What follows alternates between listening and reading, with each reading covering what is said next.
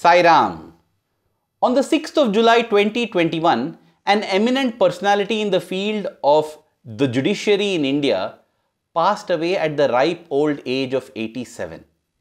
This was Jasti Easwar Prasad, an eminent judge in the High Court of Karnataka and Andhra Pradesh. For those of you who are not aware, the highest court in India is called the Supreme Court, and under it are the High Courts, the set of courts that are the highest in each individual state, and Justice Easwar Prasad had the privilege and honor of serving in the High Court of Andhra Pradesh as well as Karnataka. He was known for his honesty, his transparency, and his absolute adherence to justice.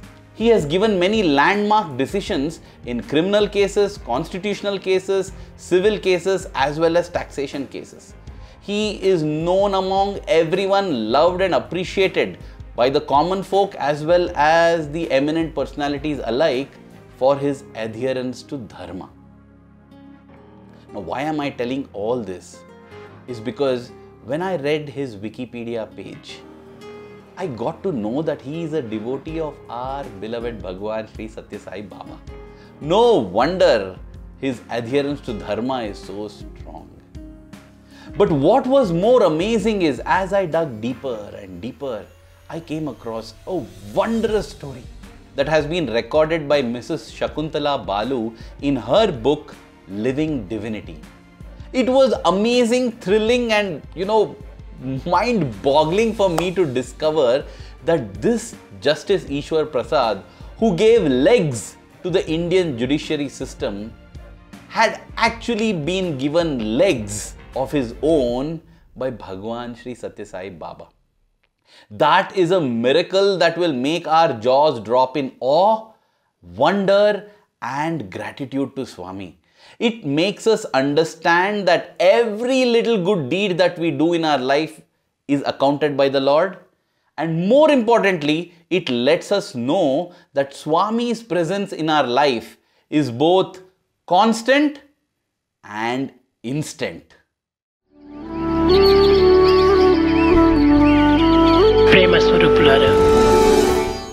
Justice Easwar Prasad's mother was Jasti Sita Mahalakshmi. She was an advocate, but she was also an advocate to the rights of women, to the rights of children, and she fought injustice across multiple areas and sectors, and not just in the courts. In fact, she has interacted with Pandit Jawaharlal Nehru, the first Prime Minister of India, with Srimati Indira Gandhi, the next Prime Minister, then Neelam Sanjeeva Reddy, the President of India, Mrs. Vijay Lakshmi Pandit, the President of the United Nations General Assembly. There is in fact a portrait of Jasti Sita Mahalakshmi in the High Court of Andhra Pradesh. Her contributions in the social field have been immense. To this day, there are 4 to 5 schools in her name educating especially the girl children, because girls' education has been long neglected in India. She always fought for the underprivileged. She fought against untouchability.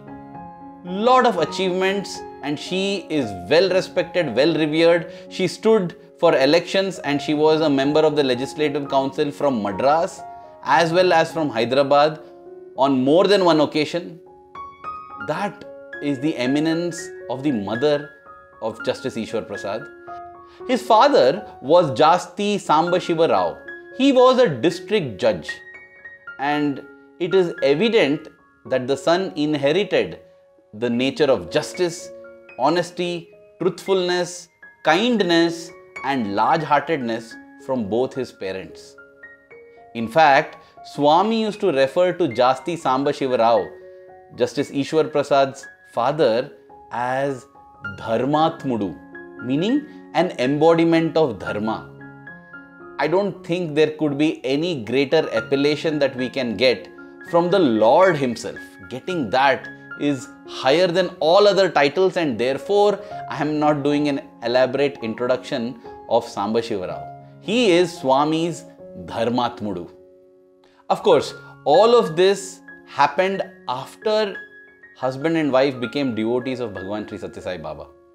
How they became devotees is what this story is all about. It's fantastic, it's phenomenal, and I'm sure you'll enjoy listening to it as much as I enjoy narrating it. It goes back to 1934. Now just keep in mind, in 1934, Swami was just 8 years old. In 1934, Easwar Prasad was born to Sita Mahalakshmi and Samba Shivarao. For long, this couple had been childless, and they went on pilgrimages and multiple temples praying for a child. It is after their prayers in Kashi or Banaras, the oldest city in the world, the city that is dedicated to the worship of Lord Shiva. It is after they made a pilgrimage to this city that they got their son, and therefore they named him Easwar Prasad, meaning the gift of Eswara or Lord Shiva. The child grew up well, and being in a very well-to-do family, he was given the best facilities. But then, at the age of about 10 or 11, that is 1944-1945, he was struck by infantile paralysis. Because of this, Easwar Prasad lost the use of both his feet. He could barely stand, forget about walking or running, and thus he got confined to a wheelchair. It was pretty ironic because his parents were always engaged in the service of the underprivileged children, especially his mother. She had done so much for so many children across the country, and she felt that it was very unjust that her own child had to suffer like this. She had nobody to confide her woes and sorrows to, despite being such an illustrious and such a reputed woman, because whenever anybody wanted to convey whatever they wanted to her, they would do it in probably a very insensitive manner. They gave her the example of President Roosevelt, the American president who was confined to a wheelchair all his life. They told her that don't worry, this wheelchair is not something that will restrict his glory, because even Roosevelt was in a wheelchair, and you don't have to worry because you've got enough money, enough means to take care of him anyway. Sita Mahalakshmi could just not understand how people are able to equate money and financial wealth to peace, prosperity and happiness in life. Dear brothers and sisters, when Swami says happiness is union with God, happiness is only in union with God. Without God, all other things lose their meaning, lose their joy and peace-giving ability in our life. That is what Sita Mahalakshmi discovered, but nobody seemed to understand her. And one day, she sat protesting this to God. She said, "Is this fair? I have prayed to so many of your forms, and yet my only son, whom we struggled to get, whom we struggled to conceive, finally he is struck with infantile paralysis. He is not able to move. How is this fair?" Sita Mahalakshmi was seated with her son, and she was in this despondent mood. Out of the blue, right beside her, appeared from thin air the most beautiful woman that she had probably seen in her life. Both mother and son were bewildered and almost shocked as to how this woman appeared beside them from nowhere. But she had a very gentle smile and a very compassionate voice. She said, "Sita Mahalakshmi, you are very worried about your son, but don't worry. Pray to Sai Baba and Sai Baba will take care." Again, remember this was 1945. Nobody in India possibly knew Sai Baba. And when I say Sai Baba, I am not referring to Sathya Sai Baba. I am referring to Shirdi Sai Baba. Nobody even knew Shirdi Sai Baba. Sathya Sai Baba was barely 20 years old. 1945 was the time when the Patha Mandiram was just inaugurated. The first ever Mandir of Swami, which was barely 20 to 30 feet in length. That time this lady is telling her, you pray to Sai Baba. Now, Sita Mahalakshmi did not know who Sai Baba is.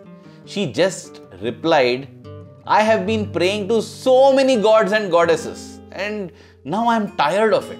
If none of them are responding, I don't see how one new person or being or whoever this name Sai Baba is will respond. I don't feel like praying. I have done enough. The lady had a very, very compassionate smile, as I said. She continued, she said, Sita Mahalakshmi, you think that you have done so much. Just do this much more. Pray to Sai Baba. Pray to Sai Baba and he will take care. The shocked Sita Mahalakshmi now turned and looked at her son. Mother and son looked at each other wondering what was all this about. And when they turned around, the lady was gone. Yes, as abruptly and suddenly as she had come, she was gone, back, melted back into thin air. But that night, before they were going to bed, Easwar Prasad, the boy, told his mother, Mummy, that lady told us to pray to Sai Baba. Please let us pray to Sai Baba. And so, without knowing the name of this God or Guru or personality, without knowing the form of this God, Guru or personality, just based on an appellation, mother and son sat and prayed to Sai Baba. And then they went to bed. That night, in the middle of the night, 12 a.m., Easwar Prasad snaps his finger, waking up his mother, and tells, Mummy, please lift me and put me on the floor. I want to walk. The mother, Sita Mahalakshmi, half in her sleep, she is thinking what this boy is up to. She tells him, go to bed now. If you fall, who is going to pick you up? Easwar Prasad says, Mummy, till now, my legs felt like tires without any air in them. But now, I am feeling some air in them. I am feeling a kind of tingling, an electric current passing through my legs. Please, Mummy, lift me and put me on the floor, I beseech you. And in the dark, Sita Mahalakshmi, who was also in the dark about what was happening to her son, lifted her son and put him on the floor. To her amazement, to her wonderment, to her thrill and joy, this boy just walks to the wall and puts on the light. And literally and figuratively, Sita Mahalakshmi and Easwar Prasad move from darkness to light. Tamasoma Jyotirgamaya. The boy is now walking around. He is telling, Mummy, come, let's go out, let's walk, let's take a walk. It's the middle of the night in Madras. So the mother puts him to bed, but the boy is not ready to sleep. He is going on telling, come, let's go for a walk, come, let's go for a walk, come, let's go for a walk, come, let's go for a walk. And finally, 4 a.m., the Brahma Muhurtam, the mother agrees. And so they go to the Palm Grove Gardens in Mylapore in Madras, and there Easwar Prasad walks to his heart's content. He's so thrilled, he's so amazed. And what to say of Sita Mahalakshmi?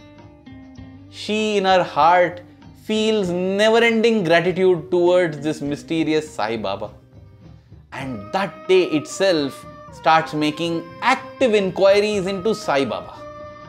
She gets to know about the Sai Baba of Shirdi, and therefore the trio, husband, wife and son, traveled to Shirdi to have darshan of Shirdi Baba at the Samadhi. Back then, there was no idol of Shirdi Baba also there. But in Shirdi, a young man met with the family and he told Sita Mahalakshmi that here I have come to give you Tirtham.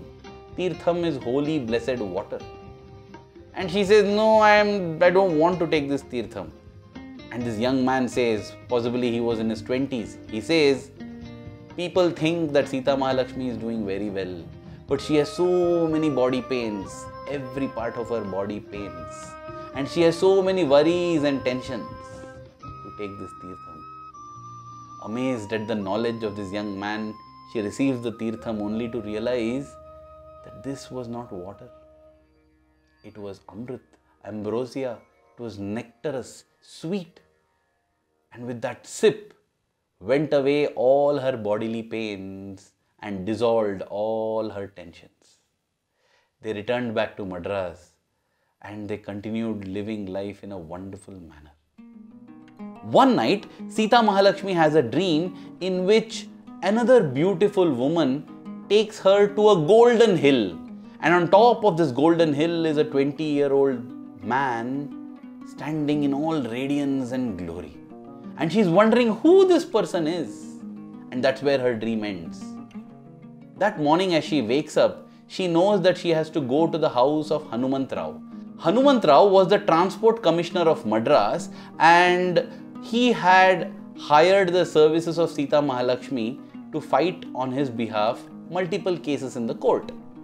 And so she had to go to his house. But when she went there to his house, she saw that about 40 to 50 people had gathered there. What was this crowd all about? She was told that Mr. Hanumantrao and his wife, Mrs. Parvatamma, were up in the house with a very special guest. Who was this guest? Sai Baba. Sai Baba! And she rushes in. And even as she reaches the footsteps there, who is standing there? Swami. This person. Like that, with hands raised in blessing. And she remembers the same 20-year-old person from her dream the previous night. Her jaw drops down in awe. Her heart explodes with joy and gratitude and wonderment at this amazing sequence of events. And her hands come together folded. And Swami from top says, yes, I came to you. I saw you in the dream yesterday, right? I blessed you there. And that was how Sita Mahalakshmi and Samba Shivarao became devotees of Swami. They were close to Swami till their very end, Swami gave them a residence in Prashantanilayam, W4A15.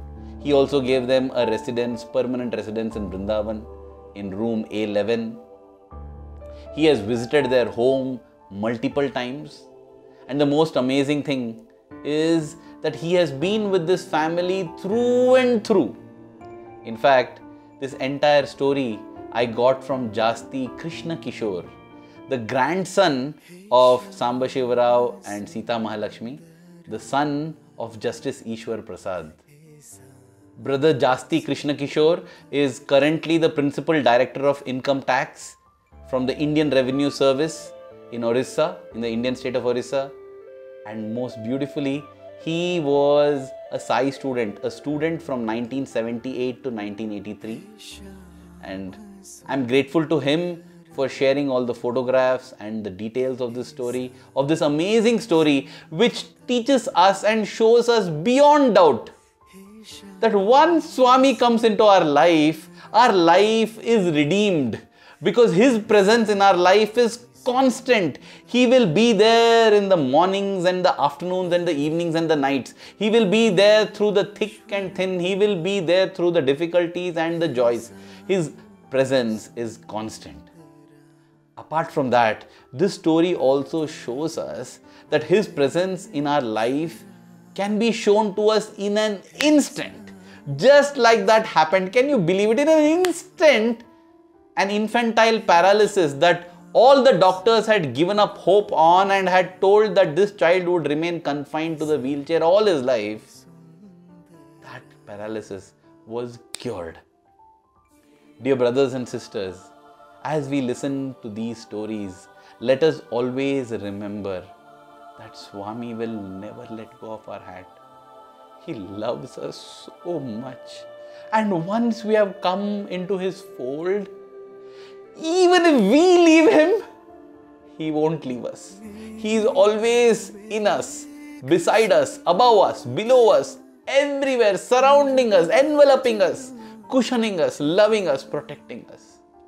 May we always remember that, Swami, and may our love for you keep growing every passing moment. Thank you. Jai Sai Ram.